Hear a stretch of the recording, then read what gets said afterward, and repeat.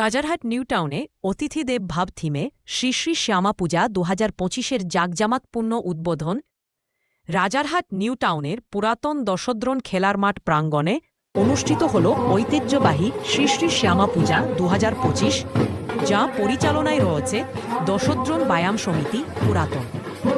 এবারের পূজার মূল ভাবনা অতিথিদেব ভাব, যেখানে অতিথিকে দেবতার মর্যাদায় অভ্যর্থনা জানিয়ে মানবিকতা, সৌহার্দ্য ও আতিথেয়তার বার্তা পৌঁছে দেওয়া হয়েছে সমাজে।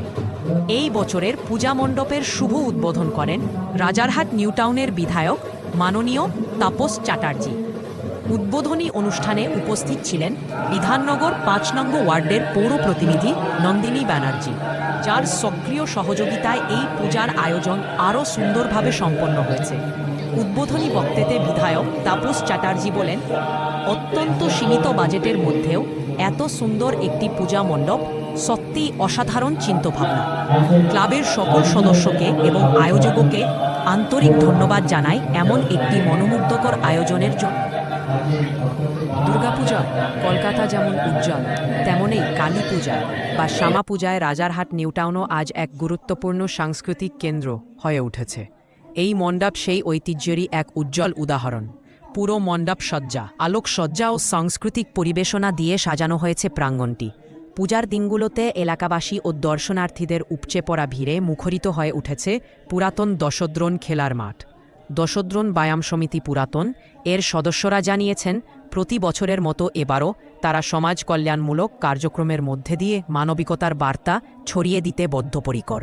ভক্তি, নান্দনিকতা ও সামাজিক বার্তার এক অনন্য সংমিশ্রণ।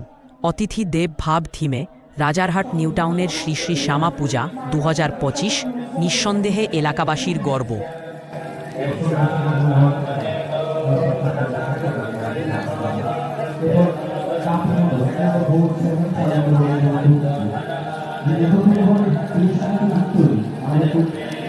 আওয়াজ যতদূর যাচ্ছে সকলকে বলবো প্যান্ডেলটা একবার দেখে যাবেন।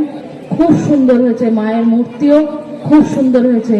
তার আমার কাছে একটা জিনিসই চাইবো, এলাকায় সকলে যেন সুস্থ থাকে, ভালো থাকে, সকল মানুষকে যেন ভালো রাখে।